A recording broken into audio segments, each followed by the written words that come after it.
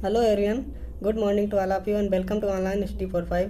दोस्तों, आज हम लेकर आए हैं भारत इंडियन पॉलिटी से जुड़े टॉप 50 एमसीक्यू जो सभी परीक्षाओं के लिए अति महत्वपूर्ण हैं। दोस्तों, अगर आपने हमारे चैनल को सब्सक्राइब नहीं किया है तो सब्सक्राइब कर दीजिए तब बेल आइकन प्रेस कर दीजिए ताकि हमारे वीडियो की नोटिफिकेशन आपको सबसे पहले मिल सके। चलो दोस्तों, शुरू करते हैं। आज का पहला क्वेश्चन है, सुप्रीम कोर्ट में जजों की संख्या किसके द्वारा निर्धारित की जाती है?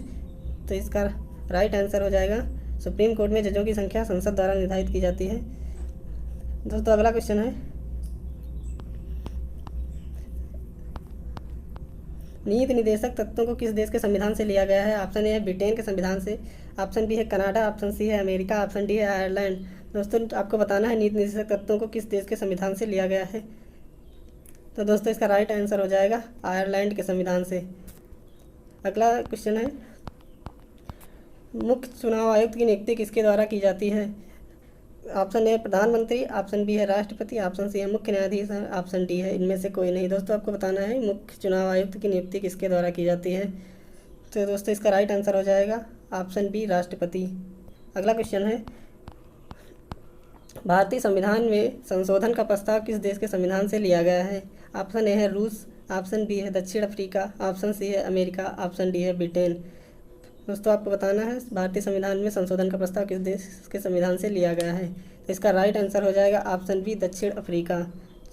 बढ़ते हैं दोस्तों अगले क्वेश्चन की तरफ। अगला क्वेश्चन है, मंत्रिपरिषद का एक सदस्य अधिकतम कितनी अवधि तक राज्य विधानसभा का सदस्य बने बिना अपने पद तक रह सकता है? तो इसका ऑप्शन ए है 3 महीने, ऑप्शन बी है 6 महीने, ऑप्शन सी है 1 वर्ष, ऑप्शन डी है 3 वर्ष। तो इसका राइट आंसर हो जाएगा दोस्तों ऑप्शन बी 6 मंथ। 6 मंथ तक वह बिना किसी विधानसभा का सदस्य बने अपने पद पर रह सकता है। तथा 6 महीने बाद उसको राज्यसभा की सदस्यता जरूर लेनी पड़ेगी।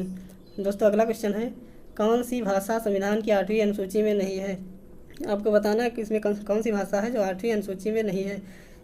ऑप्शन ए है फारसी, ऑप्शन बी है संस्कृत, ऑप्शन सी है कश्मीरी, ऑप्शन डी है नेपाली। तो दोस्तों, इसका राइट आंसर हो जाएगा फारसी। फारसी भाषा हमारी 8वीं अनुसूची में नहीं है। बढ़ते हैं दोस्तों अगले क्वेश्चन की तरफ। अगला क्वेश्चन है, निम्न में से धर्मनिरपेक्ष का सही अर्थ क्या है? ऑप्शन ए है सभी धर्म समान है, उन्हें सरकार का समर्थन प्राप्त है, ऑप्शन बी राष्ट्र धर्म का एक विशेष महत्व है, ऑप्शन सी सरकार द्वारा किसी एक धर्म को संरक्षण देना, ऑप्शन डी निम्न में से कोई नहीं। तो इसका राइट आंसर हो जाएगा, धर्मनिरपेक्ष का सही अर्थ होता है कि सभी धर्म समान है तथा उनको सरकार का समर्थन प्राप्त है। तो इसका राइट आंसर हो जाएगा ए, ऑप्शन ए इसका राइट आंसर हो जाएगा। बढ़ते हैं दोस्तों अगले क्वेश्चन की तरफ। अगला क्वेश्चन है, राज्यपाल को उसके कार्यालय से कौन हटा सकता है? कि यहाँ दोस्तों गलत हो गया, कार्यालय नहीं कार्यकाल। राज्यपाल को उसके कार्यकाल से कौन हटा सकता है? दोस्तों, आपको बताना है राज्यपाल को उसके कार्यकाल से कौन हटा सकता है। ऑप्शन ए है राष्ट्रपति, ऑप्शन बी है राज्य विधानसभा, ऑप्शन सी है संसद, ऑप्शन डी है इनमें से कोई नहीं। तो दोस्तों, आपको बताना है राज्यपाल को उसके कार्यकाल से कौन हटा सकता है। तो इसका राइट आंसर हो जाएगा राष्ट्रपति। ऑप्शन ए इसका राइट आंसर होगा। बढ़ते हैं दोस्तों अगले क्वेश्चन की तरफ। अगला क्वेश्चन है, किस समिति ने त्रिस्तरीय पंचायती राज प्रणाली की सिफारिश दी थी? ऑप्शन ए है बलवंत राय मेहता समिति, ऑप्शन बी है अशोक मेहता समिति, ऑप्शन सी है GV के राव समिति, ऑप्शन डी है सरकरिया समिति। तो इसका दोस्तों इसका राइट आंसर हो जाएगा बलवंत राय मेहता समिति। ऑप्शन ए इसका राइट आंसर होगा। बढ़ते हैं दोस्तों अगले क्वेश्चन की तरफ। अगला क्वेश्चन है, भारत में गार्जियन ऑफ पब्लिक पर्स किसे कहा जाता है? ऑप्शन ए है नियंत्रक और न्यायवादी, ऑप्शन बी है वित्त मंत्री, ऑप्शन सी है सार्वजनिक लेखा समिति का चेयरमैन, ऑप्शन डी है प्रधानमंत्री। तो दोस्तों, इसका राइट आंसर हो जाएगा ऑप्शन ए महान्यायवादी और नियंत्रक महालेखा परीक्षक। बढ़ते हैं दोस्तों अगले क्वेश्चन की तरफ। दोस्तों, अगर आपने हमारे चैनल को अभी तक सब्सक्राइब नहीं किया तो सब्सक्राइब कर लीजिए तथा बेल आइकन को जरूर प्रेस कर लीजिए। दोस्तों, अगला क्वेश्चन है, किस अनुच्छेद में उच्च न्यायालय को रिट जारी करने की शक्ति देता है? किस अनुच्छेद में उच्च न्यायालय को रिट जारी करने की शक्ति देता है? ऑप्शन ए है अनुच्छेद 222, ऑप्शन बी है अनुच्छेद 224, ऑप्शन सी है अनुच्छेद 226, ऑप्शन डी है अनुच्छेद 228। तो इसका राइट आंसर हो जाएगा दोस्तों ऑप्शन सी अनुच्छेद 226। अनुच्छेद 226 इसका राइट आंसर होगा। बढ़ते हैं दोस्तों अगले क्वेश्चन की तरफ। अगला क्वेश्चन है, संघ लोक सेवा आयोग के सदस्यों की सेवानिवृत्त की आयु क्या है? इस ऑप्शन ए है 65 वर्ष, ऑप्शन बी है 64 वर्ष, ऑप्शन सी है 63 वर्ष, ऑप्शन डी है 62 वर्ष। दोस्तों, संघ लोक सेवा आयोग के सदस्य की सेवानिवृत्त की आयु 65 वर्ष होती है। तो इससे इसका ए ऑप्शन सही हो जाएगा। ए ऑप्शन 65 वर्ष इसका राइट आंसर होगा। बढ़ते हैं दोस्तों अगले क्वेश्चन की तरफ। अगला क्वेश्चन है मतदाताओं का पंजीकरण किसकी जिम्मेदारी है। मतदाताओं का पंजीकरण किसकी जिम्मेदारी है। ऑप्शन ए है वोटर की व्यक्तिगत रूप से, ऑप्शन बी है सरकार की, ऑप्शन सी है चुनाव आयोग की, ऑप्शन डी है निगम की। दोस्तों आपको बताना है मतदाताओं के पंजीकरण की जिम्मेदारी किसकी है, तो इसका राइट आंसर हो जाएगा चुनाव आयोग की, ऑप्शन सी इसका राइट आंसर होगा। बढ़ते हैं दोस्तों अगले क्वेश्चन की तरफ। अगला क्वेश्चन है डाइट किस देश की संसद का नाम है। दोस्तों आपको पता होगा डाइट किस देश की संसद का नाम है। अगर आपको पता है तो कमेंट बॉक्स में ज़रूर कमेंट करिए। ऑप्शन ए है जापान, ऑप्शन बी है फ्रांस, ऑप्शन सी है स्पेन, ऑप्शन डी है ईरान। तो दोस्तों इसका राइट आंसर हो जाएगा ऑप्शन ए जापान इसका राइट आंसर होगा। बढ़ते हैं दोस्तों अगले क्वेश्चन की तरफ। अगला क्वेश्चन है दोस्तों अगर आपने हमारे ऑनलाइन हिस्ट्री 45 को सब्सक्राइब नहीं किया तो सब्सक्राइब कर लीजिए, तब बेल आइकन को जरूर प्रेस कर लीजिए। दोस्तों इस वीडियो की PDF लिंक हम आपको टेलीग्राम पर दे देंगे, आप टेलीग्राम ग्रुप ज्वाइन करके वहाँ से PDF प्राप्त कर सकते हैं। बढ़ते हैं दोस्तों अगले क्वेश्चन की तरफ। अगला क्वेश्चन है भारतीय कॉन्स्टिट्यूटेबल फंड में से फंड निकालने के लिए किसकी अनुमति की आवश्यकता होती है। आपको बताना है दोस्तों भारतीय कॉन्स्टिट्यूटेबल फंड नहीं है, गलत है।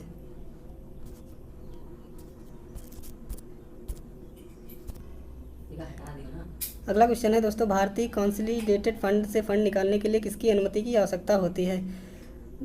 ऑप्शन ए है राष्ट्रपति, ऑप्शन बी है प्रधानमंत्री नहीं, ऑप्शन बी है मंत्रिपरिषद, ऑप्शन सी है संसद, ऑप्शन डी है इनमें से कोई नहीं। दोस्तों आपको बताना है कि भारतीय कंसोलिडेटेड फंड से फंड निकालने के लिए किसकी अनुमति जरूरी है, तो इसका राइट आंसर हो जाएगा दोस्तों ऑप्शन ए राष्ट्रपति इसका राइट आंसर होगा। बढ़ते हैं दोस्तों अगले क्वेश्चन की तरफ। अगला क्वेश्चन है निम्न में से कौन सा कथन असत्य है। ऑप्शन ए है राज्यपाल राज्य विधानसभा के लिए 2 सदस्यों की नियुक्त कर सकता है, ऑप्शन बी है राज्यपाल बनने के लिए न्यूनतम आयु 35 वर्ष होनी चाहिए, ऑप्शन सी है राज्यपाल राज्य विधानसभा का अनिवार्य अंग होता है, ऑप्शन डी है राज्य विधानसभा के सदस्य की सदस्यता के मामले में निर्वाचन आयोग से परामर्श कर निर्णय लेता है। दोस्तों आपको बताना है इस क्वेश्चन का राइट आंसर क्या होगा। दोस्तों इस क्वेश्चन का राइट आंसर होगा ऑप्शन ए राज्यपाल राज्य विधानसभा के लिए 2 सदस्य। इस क्वेश्चन का राइट आंसर राज्यपाल राज्य विधानसभा के लिए 2 सदस्यों की नियुक्ति कर सकता है। बढ़ते हैं दोस्तों अगले क्वेश्चन की तरफ। अगला क्वेश्चन है भारत में राज्यों या केंद्र शासित राज्यों की अधिकतम संख्या किस उच्च न्यायालय के अधिकार क्षेत्र में आती है। ऑप्शन ए है कोलकाता उच्च न्यायालय, ऑप्शन बी है गुवाहाटी उच्च न्यायालय, ऑप्शन सी है मद्रास उच्च न्यायालय, ऑप्शन डी है बॉम्बे उच्च न्यायालय। दोस्तों आपको बताना है इस क्वेश्चन का राइट आंसर क्या होगा। इस क्वेश्चन का राइट आंसर होगा ऑप्शन बी गुवाहाटी उच्च न्यायालय। बढ़ते हैं दोस्तों अगले क्वेश्चन की तरफ। अगला क्वेश्चन है किस संशोधन द्वारा 9वीं अनुसूची को भारतीय संविधान में जोड़ा गया। ऑप्शन ए है पहला संविधान संशोधन, ऑप्शन बी है 9वां संविधान संशोधन, ऑप्शन सी है 32वां संविधान संशोधन, ऑप्शन डी है इनमें से कोई नहीं। दोस्तों आपको पता होगा कि हमारा पहला संविधान संशोधन 1951 में हुआ था, जिसमें 9वीं अनुसूची को भारतीय संविधान में जोड़ा गया था। तो इसका राइट आंसर हो जाएगा ऑप्शन ए पहला संविधान संशोधन। बढ़ते हैं दोस्तों अगले क्वेश्चन की तरफ। अगला क्वेश्चन है उपराष्ट्रपति को पद से कैसे हटाया जा सकता है। इस ऑप्शन ए है महाभियोग की पूरी प्रक्रिया द्वारा, ऑप्शन बी है राज्यसभा द्वारा संकल्प पारित कर पूर्ण बहुमत द्वारा हटाया जा सकता है लेकिन लोकसभा की सहमति आवश्यक है, ऑप्शन सी है ए और बी दोनों, ऑप्शन डी है इनमें से कोई नहीं। दोस्तों इसका राइट आंसर हो जाएगा राज्यसभा द्वारा संकल्प पारित कर पूर्ण बहुमत द्वारा हटाया जा सकता है लेकिन लोकसभा की सहमति आवश्यक है। तो इसका right answer B option number B हो जाएगा, ऑप्शन बी इसका राइट आंसर होगा। बढ़ते हैं दोस्तों अगला क्वेश्चन है आपका पहली बार कहाँ लगाया गया। Option A Jammu Kashmir, option B है पंजाब, ऑप्शन सी है मणिपुर, ऑप्शन डी है 7 पूर्वोत्तर राज्यों में। आपको बताना है आपका पहली बार कहाँ लगाया गया। दोस्तों इसका राइट आंसर हो जाएगा ऑप्शन डी 7 पूर्वोत्तर राज्यों में। बढ़ते हैं दोस्तों अगले क्वेश्चन की तरफ। अगला क्वेश्चन है भारत की संसद में कौन कौन होते हैं। ऑप्शन ए है लोकसभा और राज्यसभा, ऑप्शन बी है लोकसभा राज्यसभा मंत्रिपरिषद, ऑप्शन सी है लोकसभा राज्यसभा प्रधानमंत्री, ऑप्शन डी है लोकसभा राज्यसभा राष्ट्रपति। दोस्तों आपको बताना है इस क्वेश्चन का राइट आंसर क्या होगा। इस क्वेश्चन का राइट आंसर होगा लोकसभा राज्यसभा और राष्ट्रपति, ऑप्शन डी इसका राइट आंसर होगा।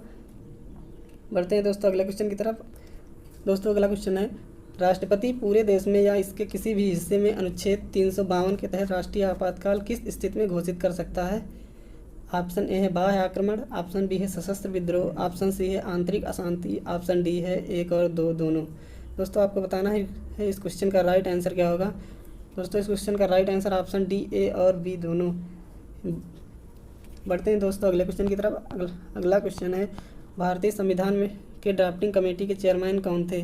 दोस्तों आपको बताना है कि ड्राफ्टिंग कमेटी के चेयरमैन कौन थे।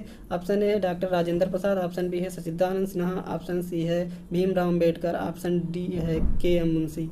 दोस्तों आपको पता होगा भारतीय संविधान की ड्राफ्टिंग कमेटी या प्रारूप समिति के अध्यक्ष डॉक्टर भीमराव अम्बेडकर थे, तो इसका right answer option number C doctor Bhimrao Ambedkar इसका राइट आंसर होगा। बढ़ते हैं दोस्तों अगले क्वेश्चन की तरफ। अगला क्वेश्चन है इनमें से कौन सा मूल अधिकार नहीं है। ऑप्शन ए है स्वतंत्रता का अधिकार, ऑप्शन बी है समानता का अधिकार, ऑप्शन सी है संपत्ति का अधिकार, ऑप्शन डी है बोलने की स्वतंत्रता का अधिकार। दोस्तों आपको बताना है इस क्वेश्चन का राइट आंसर क्या होगा। दोस्तों इस क्वेश्चन का राइट आंसर होगा ऑप्शन सी संपत्ति का अधिकार। दोस्तों पहले संपत्ति का अधिकार पहले मौलिक अधिकार हुआ करता था, लेकिन 42वें संविधान संशोधन के अनुसार इसे हटा दिया गया था।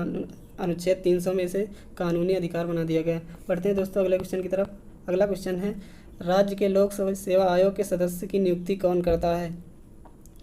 ऑप्शन ए है राष्ट्रपति, ऑप्शन बी है संघ लोक सेवा आयोग के अध्यक्ष, ऑप्शन सी है राज्यपाल, ऑप्शन डी है राज्य लोक सेवा आयोग के अध्यक्ष। दोस्तों आपको बताना है क्वेश्चन का राइट आंसर क्या होगा। तो इसका राइट आंसर होगा ऑप्शन नंबर ए राष्ट्रपति, इसका राइट आंसर होगा। बढ़ते हैं दोस्तों नेक्स्ट क्वेश्चन की तरफ। अगला क्वेश्चन है कौन सी आपातकाल अभी तक घोषित नहीं किया गया। ऑप्शन ए राष्ट्रीय आपातकाल, ऑप्शन बी है संवैधानिक मशीनरी के विफल होने से आपातकाल, ऑप्शन सी है वित्तीय आपातकाल, ऑप्शन डी है इनमें से कोई नहीं। दोस्तों इंडिया में वित्तीय आपातकाल अभी तक एक भी बार घोषित नहीं किया गया है, तो ऑप्शन सी इसका राइट आंसर होगा। बढ़ते हैं दोस्तों अगले क्वेश्चन की तरफ। अगला क्वेश्चन है भारतीय संविधान में कितने मौलिक अधिकारों का उल्लेख है। ऑप्शन ए है 5, ऑप्शन बी है 6, ऑप्शन सी है 7, ऑप्शन डी है 8। दोस्तों आपको बताना है इस क्वेश्चन का राइट आंसर क्या होगा। तो इस क्वेश्चन का राइट आंसर होगा ऑप्शन नंबर बी 6 मौलिक अधिकार। दोस्तों पहले मौलिक अधिकार 7 हुआ करते थे, लेकिन संपत्ति का अधिकार जब हटा दिया गया जिससे मौलिक अधिकारों की संख्या 6 रह गई। बढ़ते हैं दोस्तों अगले क्वेश्चन की तरफ। अगला क्वेश्चन है क्वारांटो शब्द का शाब्दिक अर्थ क्या है। ऑप्शन ए है हम आदेश देते हैं, ऑप्शन बी है मना करने के लिए, ऑप्शन सी है किसी प्राधिकरण वारंट के द्वारा, ऑप्शन डी है इनमें से कोई नहीं। दोस्तों आपको बताना है इस क्वेश्चन का राइट आंसर क्या होगा। इस क्वेश्चन का राइट आंसर होगा ऑप्शन सी किस प्राधिकरण वारंट के द्वारा। बढ़ते हैं दोस्तों नेक्स्ट क्वेश्चन की तरफ। नेक्स्ट क्वेश्चन है दोस्तों अगर आपने हमारे चैनल को अभी तक सब्सक्राइब नहीं किया है तो सब्सक्राइब कर लीजिए, तब बेल आइकन को प्रेस कर दीजिए ताकि हमारे अगले वीडियो की नोटिफिकेशन आपको मिल सके। अगला क्वेश्चन है व्हीप के कार्यालय का उल्लेख किसमें किया गया है। ऑप्शन ए है भारत का संविधान, ऑप्शन बी है सभा के नियम, ऑप्शन सी है एक अलग संसदीय संविधान में, ऑप्शन डी है इनमें से कोई नहीं। दोस्तों आपको बताना है इस क्वेश्चन का राइट आंसर क्या होगा। इस क्वेश्चन का राइट आंसर होगा ऑप्शन नंबर डी इनमें से कोई नहीं। बढ़ते हैं दोस्तों अगले क्वेश्चन की तरफ। अगला क्वेश्चन है किस सूची के अंतर्गत केंद्र और राज्य सरकार दोनों कानून बना सकते हैं। ऑप्शन ए है संघ सूची, ऑप्शन बी है राज्य सूची, ऑप्शन सी है समवर्ती सूची, ऑप्शन डी है अवशिष्ट सूची। दोस्तों आपको बताना है इस क्वेश्चन का राइट आंसर क्या होगा। इस क्वेश्चन का राइट आंसर होगा ऑप्शन सी समवर्ती सूची। समवर्ती सूची पर केंद्र सरकार और राज्य सरकार दोनों मिलकर कानून बना सकते हैं, जबकि संघ सूची में केवल केंद्र सरकार और राज्य सूची में केवल राज्य सरकार ही कानून बना सकती हैं। दोस्तों आई होप ये वीडियो आपको पसंद आया होगा। अगर दोस्तों आपको ये वीडियो पसंद आया है तो लाइक करिए तथा ऑनलाइन HD45 को सब्सक्राइब कर लीजिए तथा अपने स्टडी रिलेटेड ग्रुप में शेयर भी कर दीजिए। दोस्तों मिलते हैं नेक्स्ट वीडियो में, तब तक के लिए गुड बाय, थैंक यू।